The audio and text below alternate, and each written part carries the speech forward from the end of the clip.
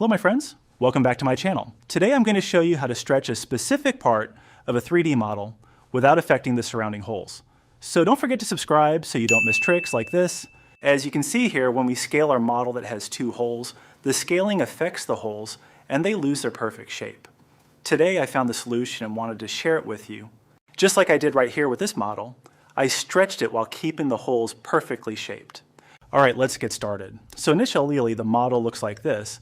The first thing we need to do is use the cut tool. We select the model and press the C key on the keyboard, and then here we're going to set 90 degrees on the y-axis. Then we move the plane slightly to the right and click Perform Cut. Okay, next we go to the left part that was cut. We select it and press the C key once again.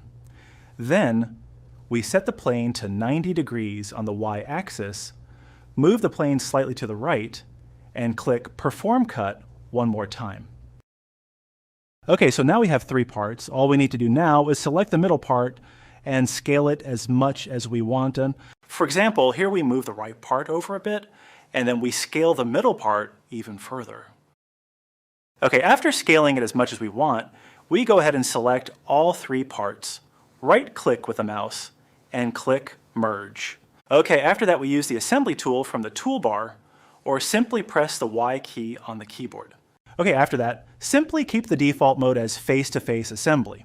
Select both surfaces and then click Center Coincidence. Same thing for the left side, we do the exact same step. But here's a very important step you must do. Otherwise it won't work and you'll run into issues. You need to deselect both parts, then reselect them from scratch. This step is extremely important. If you don't do it, it won't work at all. So make sure you don't forget it. Open assembly mode again, select the 2 surfaces, and now it will work correctly. As you can see, it worked perfectly, just the way we wanted. We successfully stretched the part without distorting any of the holes. You can apply this exact technique to any 3D model you want to stretch. If you found this video helpful, please like and share, and don't forget to subscribe and turn on the notification bell so you don't miss tricks like these. See you in the next video.